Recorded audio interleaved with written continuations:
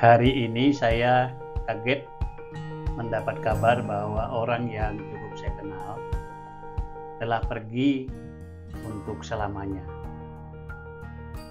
Tapi saya seketika itu juga teringat sebuah peristiwa beberapa tahun yang lalu, mungkin sekitar tahun 2013 atau 2014, di mana saya diminta untuk menjadi penanggap atau lebih tepat pembaca sebuah kumpulan cerpen karangan Elisa Putralawa. Judul cerpennya bisa dilihat di sebelah kiri ini, Rawa Buaya. Pada waktu itu diadakan acara bedah buku di Perpustakaan Provinsi Kalimantan Timur di Samarinda, dan saya menyampaikan pendapat saya setelah membaca buku itu. Nah, bukunya ada sama saya, Rawa Buaya. Ini diterbitkan pada tahun 2013 oleh penerbit Araska dengan kata pengantar dan editor Kori Layun Rampan. Jadi bisa dilihat di sini ya, Kori Layun Rampan. Ini saya kira sudah cukup banyak orang kenal dengan beliau ya. Kori Layun Rampan ini adalah novelis nasional dari suku Benua di Kutai Barat. Beliau sudah mendahului kita, tetapi karya-karyanya banyak yang sangat bagus, sehingga mendapat pengakuan nasional. Nah, tentang kumpulan cerpen ini, Kori Layun Rampan menulis di cover belakang, dan saya akan membacanya karena apa yang ditulis ini penting untuk melihat apakah yang ditulis beliau ini nanti nyambung atau tidak dengan apa yang saya baca ya, makna yang saya baca dari cerpen-cerpen ini. Kori menulis seperti berikut. Cerpen-cerpen Elisa Putralawa menarasikan warna lokal secara intens dan elastis, sehingga mampu melahirkan kearifan lokal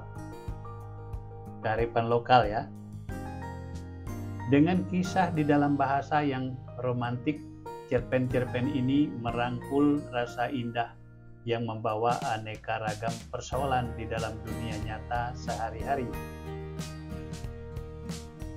Dengan begitu, cerpen-cerpen ini sangat dekat dengan persoalan-persoalan yang dialami oleh manusia, sehingga melahirkan rasa kemanusiaan yang bersifat universal. Jadi konteksnya lokal, pengalaman lokal, tetapi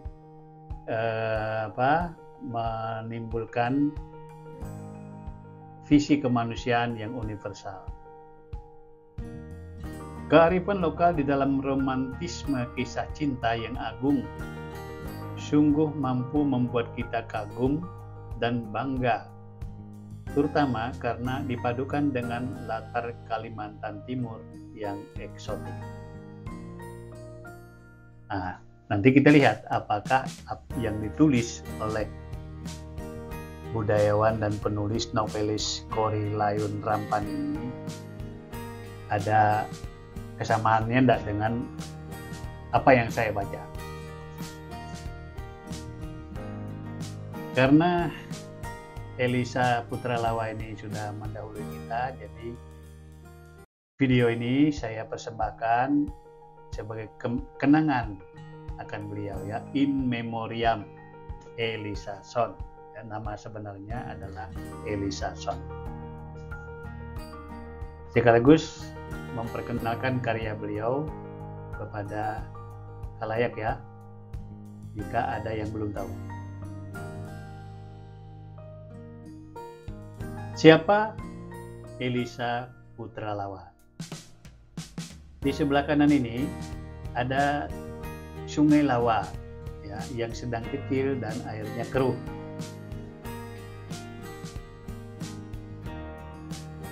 Nah, jadi Lawa ini nama sungai, dan beliau ini lahir ya, kampung beliau itu adalah Kampung Penaruk di Kecamatan Bentian Besar.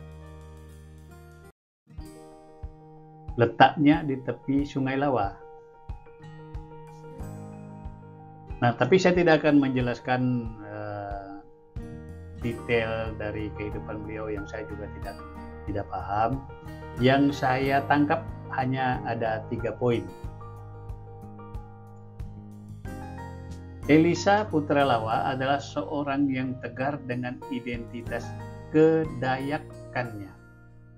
Jadi sengaja saya pisahkan ya, kasih dari penghubungan antara ke, Dayak, dan an-nya.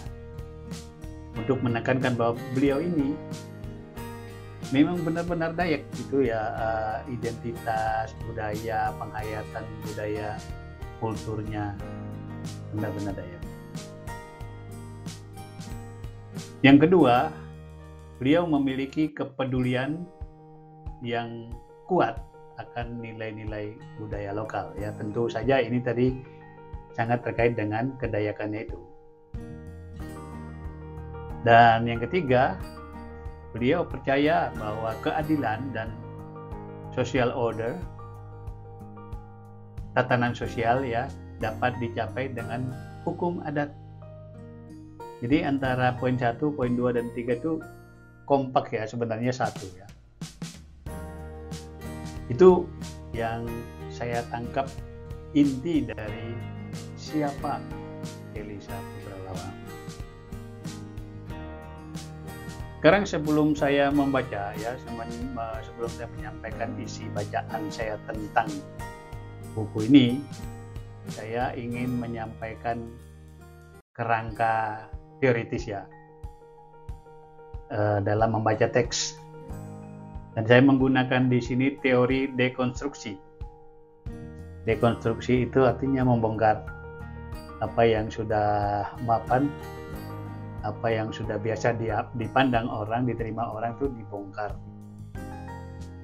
Dan ilmuwan atau filsuf yang memperkenalkan teori ini adalah Jacques Derrida, ya, seorang Prancis. Dia mengatakan begini, ada beberapa poin ya, di dalam percakapan, di dalam tulisan dan sebagainya itu kita mengenal apa yang disebut oposisi biner atau binary opposition. Biner itu berarti dua hal yang berdekatan, ya, dua hal yang berdekatan. Dan dalam dua hal yang berdekatan itu ada hierarki, ya, ditunjukkan hierarkinya dari istilah yang digunakan ya, ada yang diistimewakan. Jadi misalnya yang berdekatan itu kaya dan miskin. Itu di dalam percakapan tentang kaya dan miskin itu, atau dalam tulisan tentang kaya miskin itu ada yang diistimewakan, mungkin kayanya. Ya, kalau kayanya yang ditekankan itu akan melihatkan nanti akan terjadi struktur sosial yang timpang ya antara kaya dan miskin, di mana orang kaya kemungkinan ya menindas orang kecil. Yang kedua, oposisi itu bisa dibalik, kaya miskin menjadi miskin kaya. Tetapi yang lebih penting adalah menempatkan unsur ketiga, jika memungkinkan ya, gagasan baru di antara kaya dan miskin ini ada isu keadilan atau ketidakadilan. Ya, kalau kita berbicara tentang ketidakadilan, biasanya yang kita maksud itu adalah keadilan. Ya, kita ingin menunjukkan, oh, untuk mencapai keadilan kita bahas dulu ketidakadilan. Jadi di dalam kerangka dekonstruksi ini, kalau kita membaca teks sastra, itu membaca teks sastra adalah untuk memproduksi makna-makna baru, bukan untuk memahami maksud pengarang. Aneh juga nih. Ya, ini namanya dekonstruksi ya. Jadi seringkali dikatakan penulis sudah mati, walaupun penulisnya masih hidup. Kenapa dikatakan penulisnya mati? Karena apa yang dimaksud oleh penulis ketika dia menulis karangannya itu tidak penting. Yang penting adalah bagaimana pembaca memberi makna kepada apa yang dia baca. Dan ini bisa berlaku untuk macam-macam teks, termasuk untuk teks-teks suci ya, kitab suci. Oke, jadi saya nanti akan berangkat dari situ, dan kemungkinan sekali makna-makna yang saya tangkap dari kumpulan cerpen ini, dari setiap cerpennya itu tidak persis sama dengan yang dimaksud oleh pengarangnya.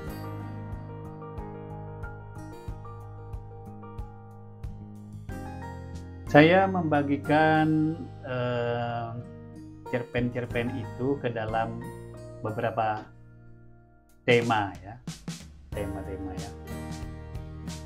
Ada cerpen-cerpen adat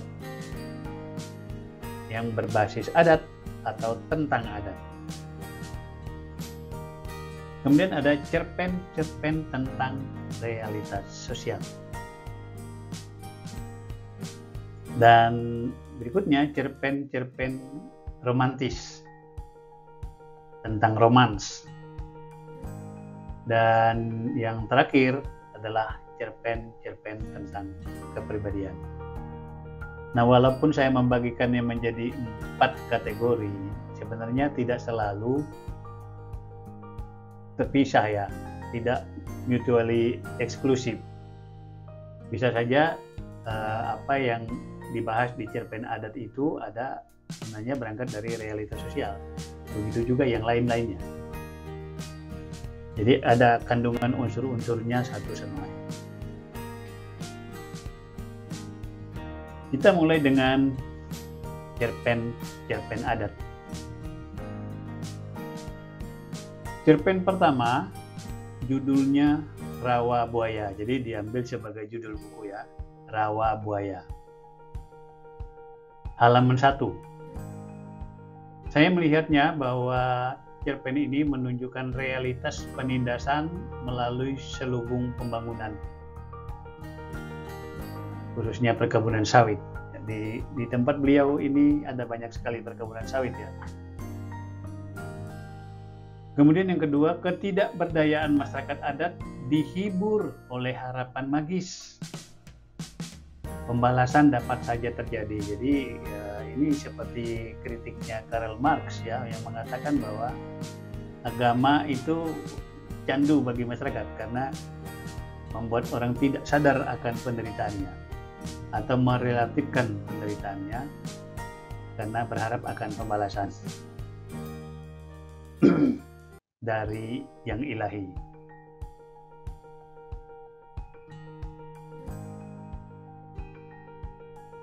Cerpen yang kedua di halaman 8 berjudul Cinta Berakhir di Ujung Mandau.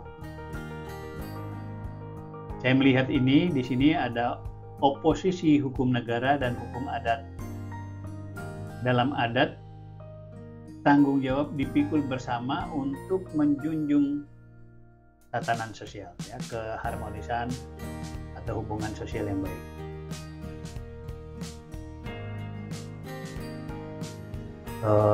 Jadi adat itu punya filosofinya sendiri ya. Itu orang yang mendalami hukum adat itu pasti paham kenapa ada falsafah yang berbeda dalam hukum adat dan hukum negara. Yang ketiga, cerpennya berjudul Wajah Itu Tak Dapat Kulupakan, halaman 35. Maknanya bahwa kekayaan budaya tradisional masih sering lebih bermakna daripada kekayaan dunia modern. Ya, jadi dipertentangkan antara tradisi dan modernitas, kehidupan tradisional dan kehidupan modern. Di sini beliau memberi makna, memberi tempat yang lebih tinggi bagi kehidupan tradisional. Yang keempat, di halaman 86, judul cerpennya Orang-orang Gua. Di sini ada oposisi atau pertentangan antara primitif dan modern seperti di atas tadi. Kemudian ada masalah kontekstualisasi pembangunan dari atas tidak menyentuh kepentingan masyarakat bawah. Kemudian mistik sebagai senjata pemungkas bagi orang lemah, ya. Jadi mirip dengan yang di atas tadi nomor 1 ya. Harapan mistik akan macam-macam ya, ilmu dalam tanda kutip ya, sebagai tanda, sebagai kekuatan untuk melawan kehidupan modern atau penindasan yang dilakukan oleh sistem sosial modern. Yang kelima, sidang adat, halaman 98. Ini menunjukkan bahwa fungsi hukum adat dalam dunia modern dan masyarakat multi etnik ya, fungsinya penting ya. Hukum adat mementingkan social order ya, tatanan sosial, sehingga bisa melibatkan juga non-direct actor. Jadi orang yang berada dalam perselisihan misalnya, itu bisa melibatkan orang yang tidak punya kepentingan langsung dengan kasus itu. Itu di dalam hukum adat. Karena yang penting ini bagaimana kehidupan sosialnya berjalan dengan baik, harmonis.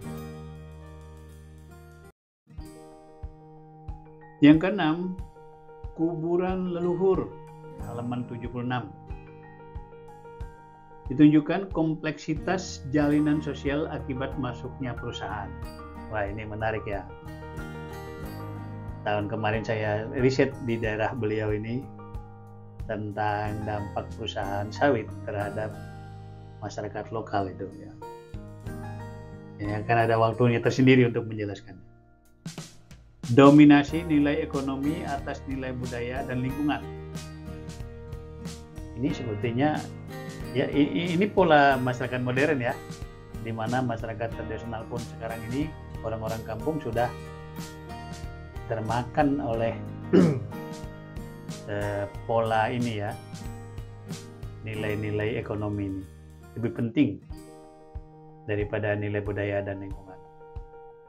Dan di sini beliau juga membahas tentang strategi kebenaran dan keberpihakan di dalam cerpen ke-6, kuburan leluhur. Berikutnya kita lihat cerpen tentang realitas sosial. Yang pertama berjudul Mengobati Keping-keping Hati yang Luka, halaman 15. Jadi tadi saya sudah sampai halaman 98, kembali lagi halaman 15. Ini menunjukkan bahwa klasifikasi yang saya buat itu tidak sama dengan alur pikir dari editor buku ini ya. Tapi tidak apa-apa, itu tidak masalah ya, tidak mengganggu pemahaman kita. Judulnya Mengobati Keping-keping Hati yang Luka. Maknanya menunjukkan pada oposisi kekasaran dan kelembutan, dan ini menunjukkan pada isu gender ya, peran laki-laki dan peran perempuan, relasi gender. Yang terus terang di sini saya kurang paham detailnya karena saya sudah membaca ini sekitar lebih dari 10 tahun yang lalu, dan saya tidak membaca lagi, hanya mengandalkan PowerPoint ya, teks PowerPoint yang sudah ada. Yang kedua, nyala lilin kecil. Corey, ya, editor bukunya, mengatakan bahwa yang ditekankan adalah romantisme, harapan, dan cinta. Saya melihatnya, ya, realitas sosialnya yang ditunjukkan adalah konflik dan kebencian ada dalam komunitas kecil, bahkan antar kerabat. Ini ya, kalau orang yang pandangannya romantis ya, orang luar ya, sering memandang masyarakat desa itu secara romantis. Ya, sehingga hal-hal ini mereka tidak lihat. Tetapi penulis melihat ini. Dan yang menyedihkan itu konflik itu ya, terjadi juga di dalam keluarga, kerabat ya, kelompok kekerabatan. Dan konflik-konflik itu banyak terjadi sekarang karena masuknya perusahaan-perusahaan besar ya, corporate ke daerah masyarakat pedesaan itu. Kemudian cinta dapat meleburkan ya, hubungan aku, kamu menjadi kita. Nah, ini menarik sekali ya.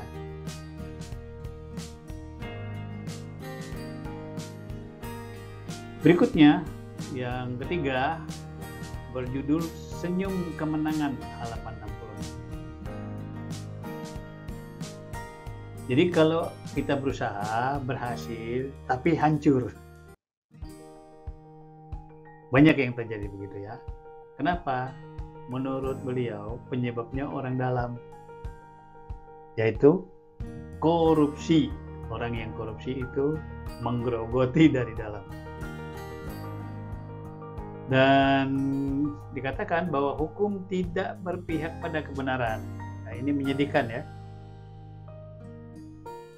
Kalau kita dengar di masyarakat ya, orang sering mengatakan, oh, hukum itu berpihak pada yang punya duit, hukum itu berpihak pada penguasa.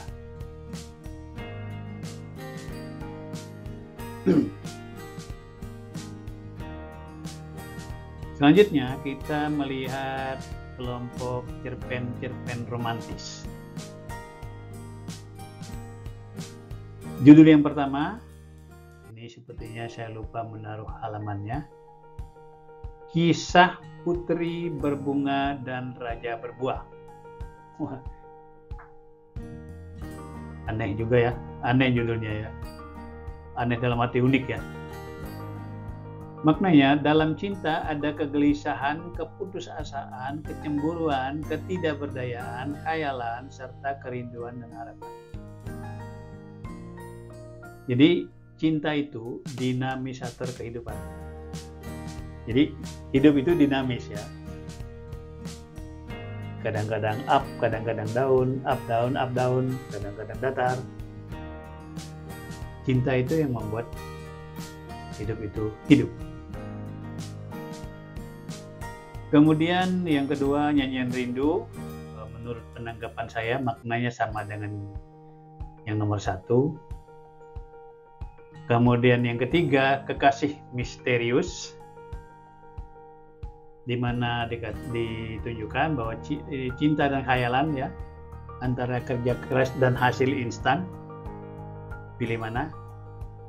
Lalu ada pertanyaan, kejahatan itu datang dari luar atau dari dalam diri?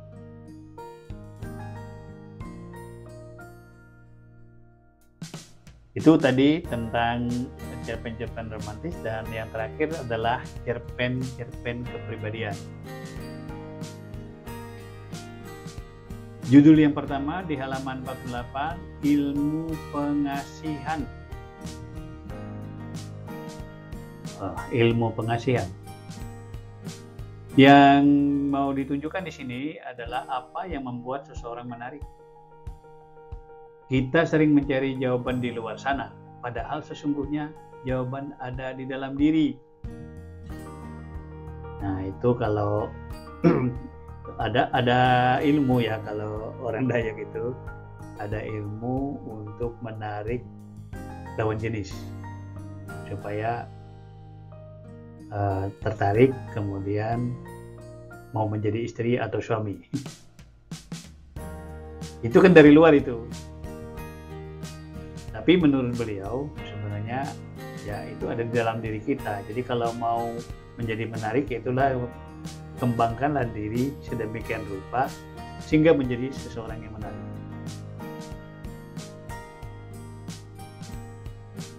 Judul yang kedua di halaman 42, hanya tinggal sesalan. Saya menangkap satu unsur saya dari sini, yaitu keras hati sering menimbulkan sesal. Ya, keras hati, tidak fleksibel, mau menang sendiri misalnya seperti itu. Dan yang terakhir, judul yang terakhir adalah pasrah di halaman 25. Kisah percintaan menampilkan oposisi atau pertentangan antara hasrat dan perwujudan yang tidak sinkron. Betapapun manusia menginginkannya. Jadi antara dream dengan kenyataan, antara harapan dan capaian tidak selalu sinkron, ya, tidak selalu sejalan. Jadi hidup itu misteri. Ya, misteri atau misteri, ya. Kalau yang biasa bahasa Inggris misteri, tapi misteri itu lebih berdasarkan bahasa Yunani misterion. Dan respon manusia adalah pasrah dan percaya. Jadi ada hal-hal di dalam kehidupan kita yang kita tidak bisa pahami dan tidak bisa kita kontrol. Jadi solusinya menurut Elisa Putra Lawa ini adalah pasrah dan percaya.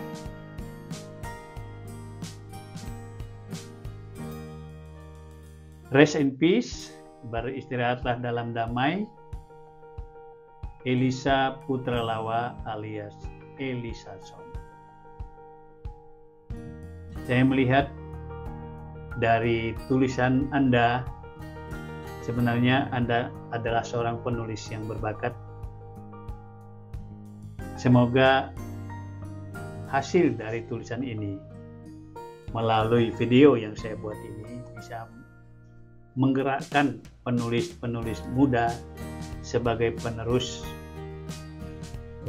novelis atau budayawan dari Dayak, sebagai penerus dari Bapak Elisa Putra Lawa dan juga dari Bapak Kori Layun Rampan. Selamat jalan